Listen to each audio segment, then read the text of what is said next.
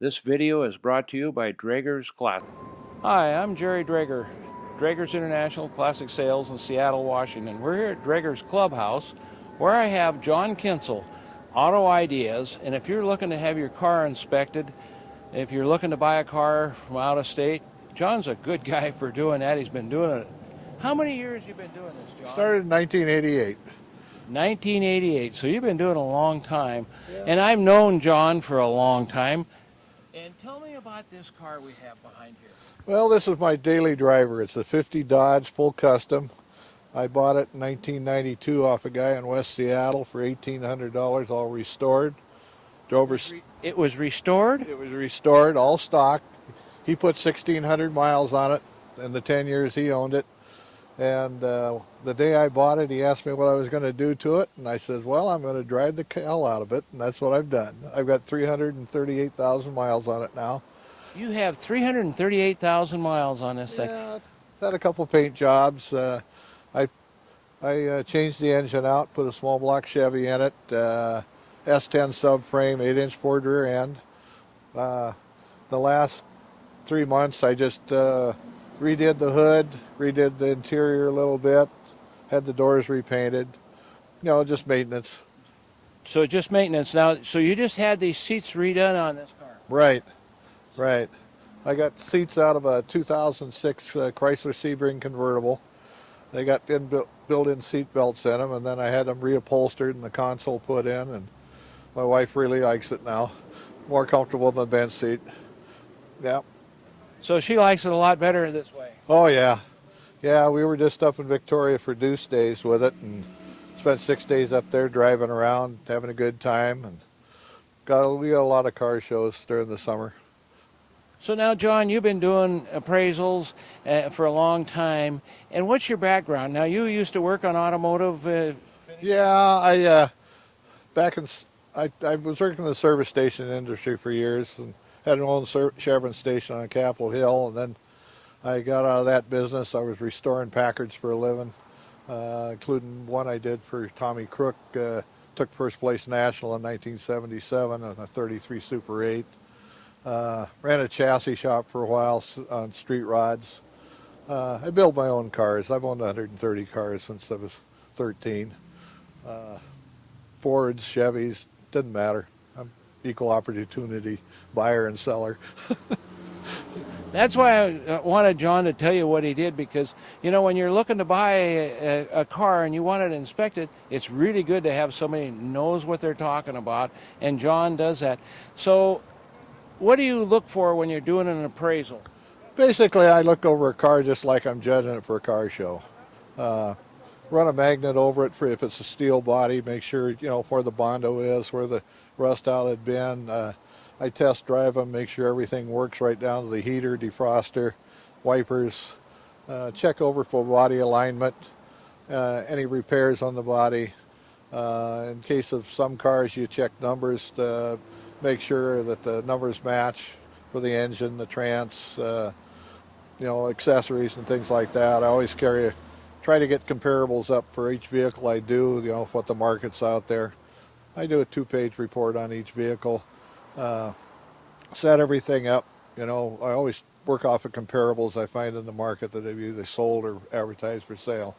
So, you know, see what the market is. If a car is being advertised for sale and it's way out of line and it's not up to condition, I'll tell you that. If it's right on the money, I'll tell you that too. So it's, you know, just looking over the car. I look every one like I'm going to buy it myself and go from there.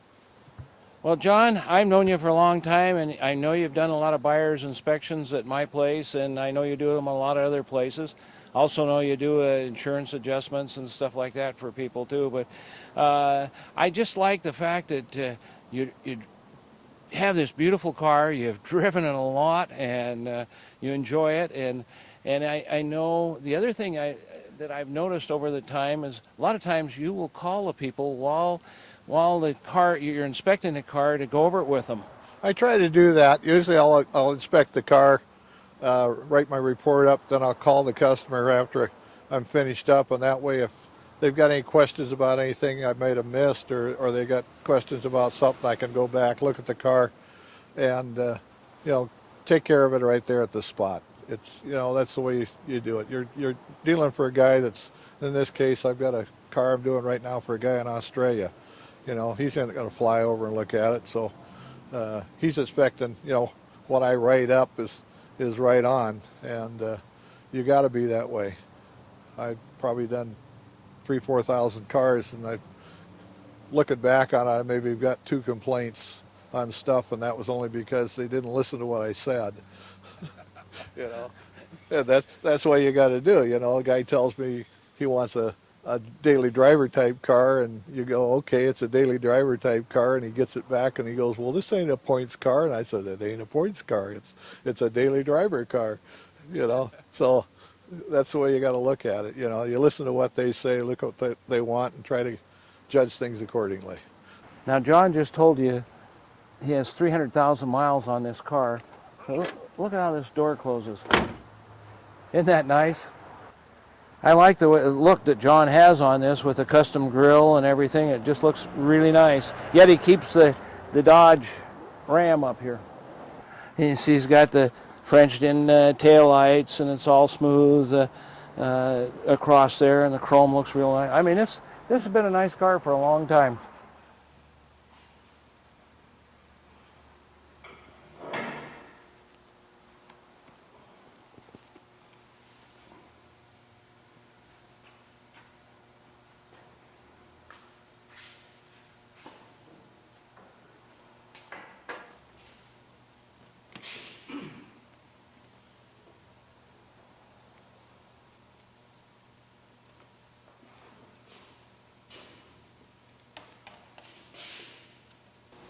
You can see John looking, he likes to check and see what the VIN numbers are and different things, and of course the condition and everything is one of the things he's looking for. This is the Ford that still has the ID code on the engine. That's unusual. Huh? That's unusual to find those tags. Sometimes those get thrown away, and unfortunately that's what gives you a lot of the information you need, is that little tag on that manifold on that. I only find it about 10% of the time. Yeah, Fords is critical. They don't have a stamping on the block other than the casting numbers. So number matching on a Ford is, without certain deals, is almost impossible. It's not like a Chevrolet where they stamp them in the engine. They put a tag on the block, or they give you a serial number, but that's about it. Like you said, 10% of the time they may still have the tags there because they get thrown away, because they get rebuilt. John's underneath inspecting the car. One of the things he does when he's doing an auto appraisal. So John, what do you look for when you're, for a customer, what do you look for underneath a car? Basically, I look underneath, see how straight the frame rails are. In the case of a unibody, I look for ripples in the substructure, any rust out in any spots, alignments on things, any rust spots anywhere. Look at the front suspension, the brakes, any oil leakage in the engine, transmission, rear end, things along that line. Check the brakes. In this case, you got disc brakes, so I can see the pads. They look good here on this. I check the bushings in the front end. Look at the bushings in the tie rods, things along that line. So when you do these inspections, John, I know you look for all the different points to see how good it is, or how straight it is, or how bad it is, how much rust is in it, and all that sort of stuff. But in all these years, you must have run across a couple of bad ones. Yeah, I have.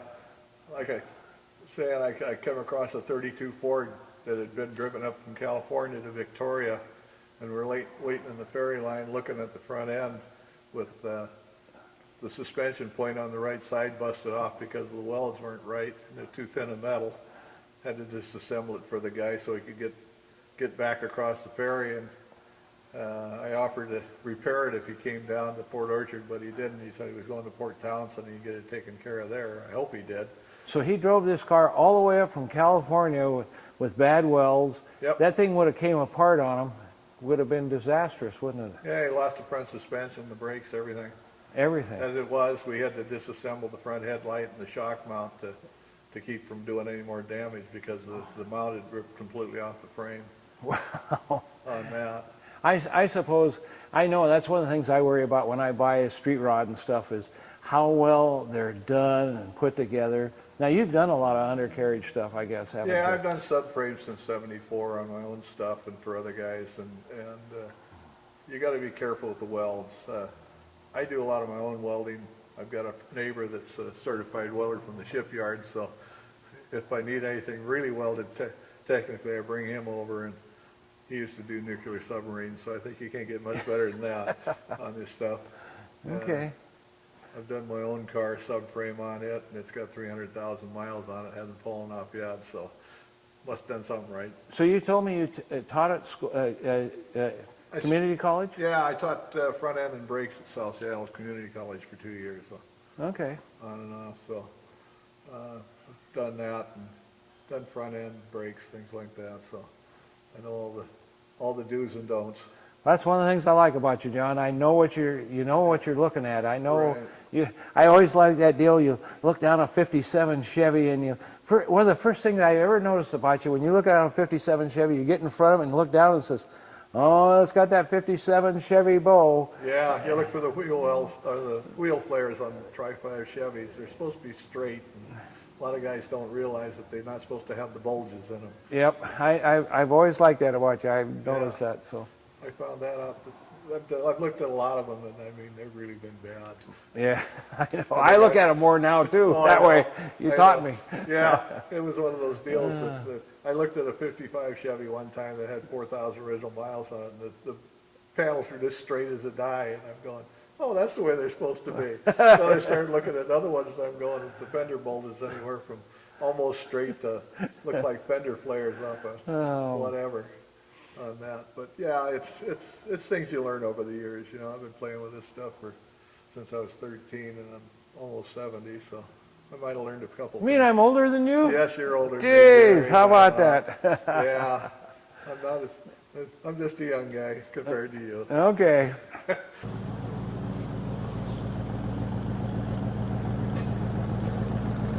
John's going to take the Mustang out and do a test drive on it to see how well it's working, how well it runs and drives, and see if everything's working like he thinks it should.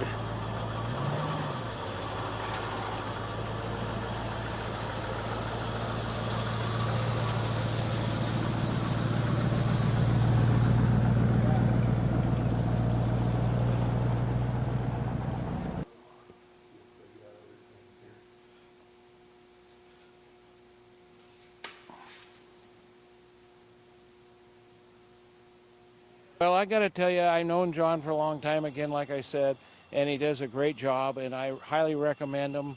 And anytime you have a car that needs to be inspected in this area, give John a call. He'll do a good job for you. Thanks, John. Thank you, Jerry.